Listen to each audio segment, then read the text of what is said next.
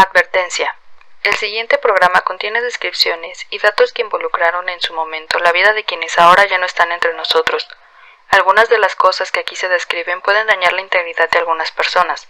Se recomienda ver este video solo si eres mayor de edad y no eres sensible a lo que pueda decirse.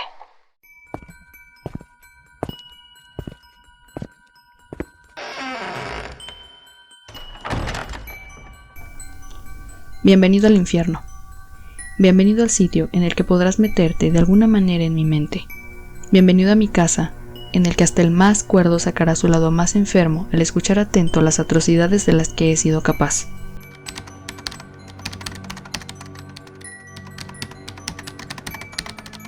Sangre, vísceras, horribles escenas del crimen. Investigaciones a fondo nos hace preguntarnos: ¿qué es un asesino? ¿Qué es un asesino serial? ¿Cómo se dividen los grupos de asesinos seriales? Se le conoce por la palabra asesino al individuo que por uso de fuerza mayor priva de su vida a otra persona. Un asesino serial, en cambio, es aquella persona que ha matado a más de 3 personas en un lapso no muy largo, dejando entre un asesinato y otro un tiempo muerto en el cual solo suelen recordar el asesinato. Hablar de un asesino serial es complejo, ya que, aunque no lo parezca, hay diversos tipos de asesinos en serie. Los tipos de asesinos son: visionarios. Son aquellos que responden a voces provenientes de su mente y se guía por estas voces para realizar sus asesinatos.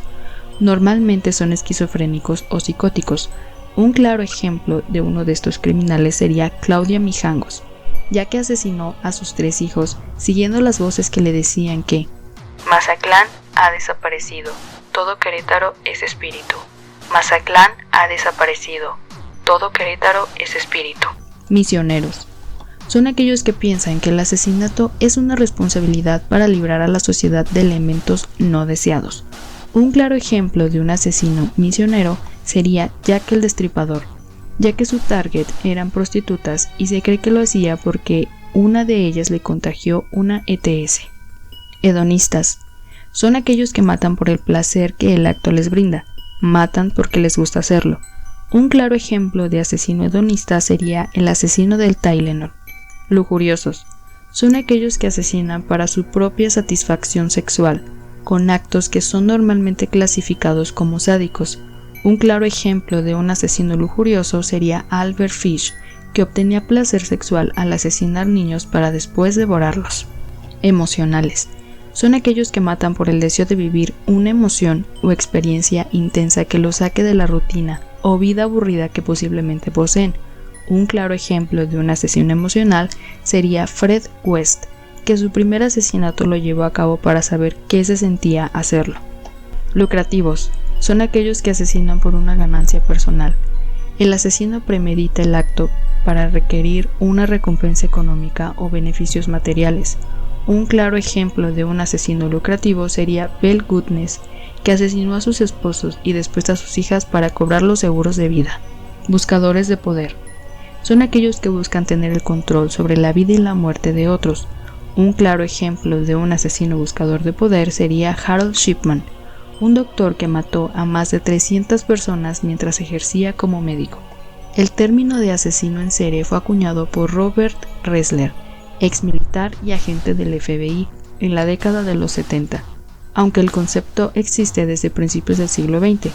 Antes de acuñar este término, se les denominaba asesinos extraños o asesinos múltiples. Las causas de origen de un asesino en serie son multifactoriales. Uno de estos factores son abusos en la niñez. 72% de los abusos son psicológicos, 43% de los abusos son sexuales y solo el 42% de los abusos son físicos. Otro de los factores para el origen de un asesino en serie son enfermedad y daño cerebral. Aunque no lo parezca, todo lo que ocurre en el cerebro de una persona a temprana edad tiene gran peso al llegar la adolescencia o la adultez. La enfermedad de un asesino en serie es biológica y el daño cerebral puede ser causado por algún tipo de trauma sufrido en algún punto de su vida. En estudios recientes se ha encontrado que los asesinos en serie poseen un 11% más de células cerebrales en su córtex prefrontal, que es una región muy importante que ayuda a la toma de decisiones y control de impulsos. Los asesinos en serie poseen un modus operandi que corresponde al modo de actuar, las acciones características al cometer un crimen. También poseen una firma o personificación que corresponde a un rasgo distintivo de sus crímenes. Muchas veces lo hacen de manera inconsciente y así se atribuyen la autoría del asesinato. Por último, tienen un escenario o staging, que corresponde al montaje de pistas falsas y la alteración de la escena del crimen para despistar a los investigadores. A todas las incongruencias detectadas en una escena del crimen se les conoce como banderas rojas. Hablar de asesinos en serie es complicado, ya que cada uno es completamente diferente y solo los casos concuerdan en algunas cosas.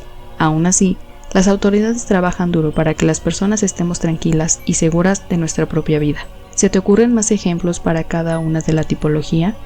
Por otra parte, el estudio de un asesino en serie es realmente complejo y los investigadores dividen a los asesinos en dos grupos, los organizados y los desorganizados. Comúnmente, los asesinos organizados comparten las siguientes características.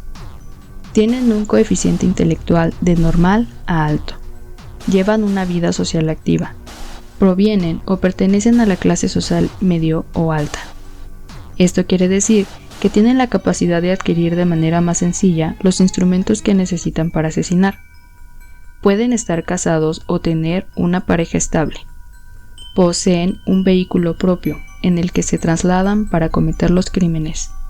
Tienen un trabajo estable y gozan de cierta solvencia económica. Planean sus crímenes con mucha antelación. Con frecuencia conocen a su víctima.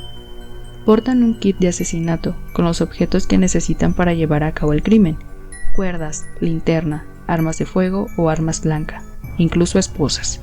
Acostumbran a violar y torturar antes de matar a su víctima.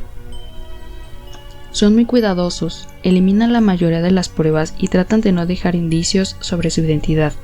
Ejemplo, Ted Bundy. En cambio, los asesinos desorganizados comparten las siguientes características. Tienen un bajo coeficiente intelectual. Llevan una vida social mediocre. Provienen o pertenecen a la clase social media, baja o baja. Por lo general no tienen pareja. No eligen el escenario del crimen y cometen los asesinatos en el sitio donde encuentran a la víctima. Improvisan mucho de sus actos. No portan armas y con mucha frecuencia utilizan objetos que se encuentran en el lugar del crimen. No conocen a la víctima. Se trasladan a pie o utilizan el transporte público, y si llegan a utilizar un vehículo, este es prestado, robado o se encuentra en muy malas condiciones. Matan a su víctima, a veces con crueldad, pero no la violan mientras viven ni la torturan. Dejan muchas pruebas de su identidad en el lugar, por lo que es muy sencillo identificarlos y arrestarlos. Entre las cosas que dejan está ropa, documentos, huellas digitales, cabellos, restos de fibras, sangre, fluidos corporales. Un ejemplo de este tipo de criminal sería Ed Gein.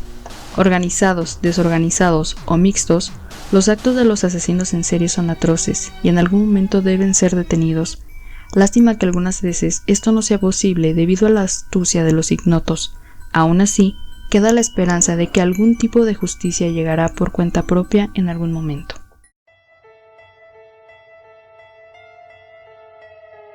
Muchas gracias por ver este video de Umbulali.